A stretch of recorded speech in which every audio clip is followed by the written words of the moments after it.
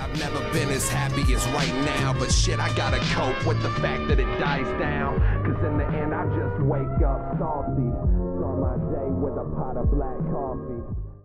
Alright, you guys already read the title. I'm kind of cheating by including a series that, despite fan art I've seen online, the series is not explicitly a Yuri and falls into the Josei genre. I still want to cover it because it's a series of importance, and after reading it, I still think the series has enough Yuri subtext to overdose a himejoshi, albeit in terms of non-romantic sapphic love.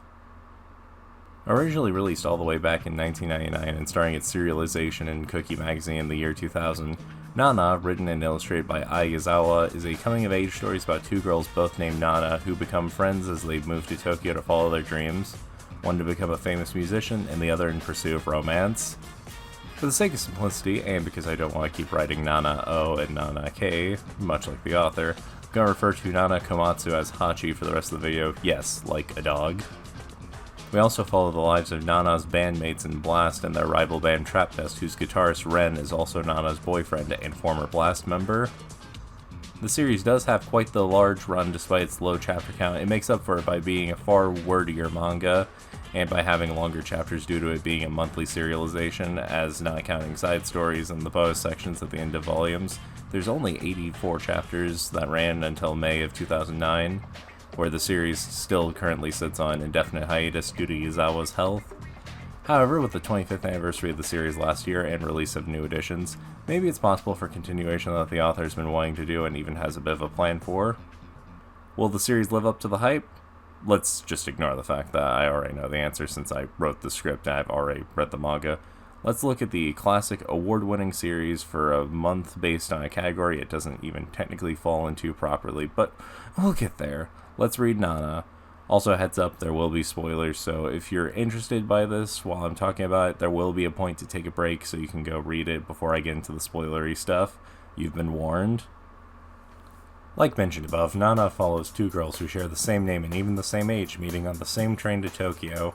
Nana Komatsu, or Hachi as she is later called, is moving to Tokyo for love with her boyfriend who has already moved to Tokyo for school, while Nana Osaki is moving to Tokyo to restart her band Blackstones, or Blast, to prove that she can make it so she can be with Ren, who left Blast to join Trap Nest, a band in Tokyo that's pretty successful, but I'll talk more about that as we get into them shortly. After getting to Tokyo, Hachi is looking for an apartment to prove she can support herself, and then her and Nana meet again and decide to rent the same apartment and live together. Wow, I can't believe the series predicted how hard it is to live in 2026. Things then get complicated as Nana's old bandmates Nobu and Yasu move to Tokyo to play in the band with her and their newcomer Shin to replace Ren and quickly get signed to a record label. Things start to go well for both of them as Hachi breaks up with the cheating scumbag she came to Tokyo for, but then gets pulled into an intense love triangle or shape of some sort where loves are one-sided except when they aren't. It's really complicated. I'm not... Here's probably like a drawing that I made to explain like the love chart of the series.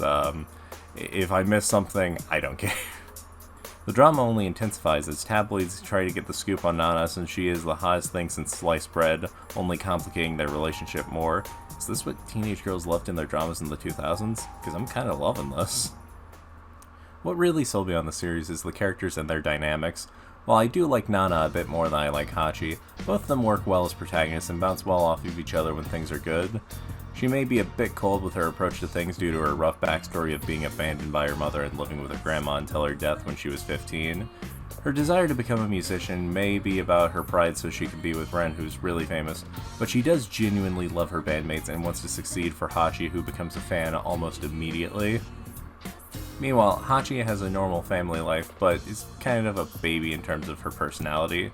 She's mainly thinking about romance and is constantly getting scolded by her more mature friends like Junko, who just wants the best for her, but has to give her tough love from time to time, which is a lot of time to times, I guess.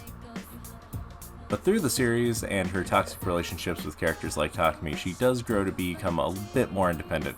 However, I still don't like that she stayed with him. I understand why she did because of her baby and because it makes her feel secure. It reminds me a lot of people who I used to know in real life who would act the same way about people they probably should have left a real long time ago. In terms of the rest of the cast, they all have their strengths and weaknesses, but I do think at times the story does feel a little bit bloated with characters to remember. While I like someone like Jinpei, who is Blast's first manager under Gaia Records, I do think he's a fun character despite being a very stereotypical gay man, especially for Yasu, who reminds me of Rude from Final Fantasy VII. Wow, I really can't escape Final Fantasy on this channel, can I?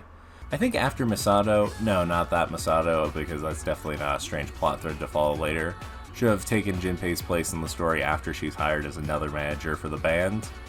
I'd say my favorite side character would have to be Yasu. I know, cheap answer, but he really is such a well-rounded and down-to-earth character, the foundation of both bands, and keeps them all grounded, even at the worst of times. It really is kind of a shame he didn't get his own side story, but he's so intertwined with the rest of the cast that he may as well in terms of side stories like Naoki and Takemi's. So I went into this manga mostly blind minus character designs and surprisingly without spoilers, but the art style of the series really sold me.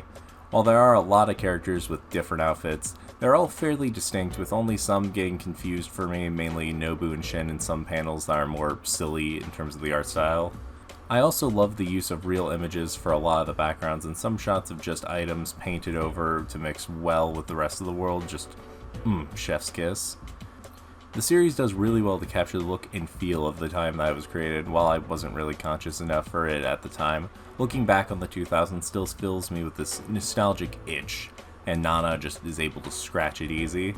Part of me is sad that I didn't get a chance to watch the 2005 and 2006 live-action films or the 2006 anime produced by Madhouse due to time constraints for this video. I love the feel for this enough that I might go back and take a look at those at some point. So, like I mentioned earlier, the manga doesn't really have a happy ending, both in real-life circumstances of Aizawa's health and the indefinite hiatus, as well as the story. So, spoilers ahead, this is your warning. I'm going to put a timestamp so you can skip to my final conclusions. You've been warned once again. So the latter half of the series jumps ahead to the future where Hachi's children are born and everyone's living their lives after Blast and Trapnest are put on hiatus from Shin's arrest and the tragic death of Ren, sending Nana into shock.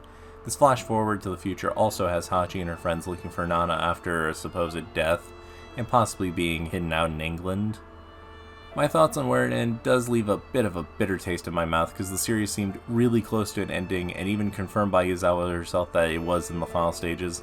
My guess is the remaining chapters would have followed Nana coping with Ren's passing and faking her death at sea to escape the public spotlight, and her and Hachi reuniting in England, since a lot of the messages to each other in the later chapters feel like they took place before a reunion.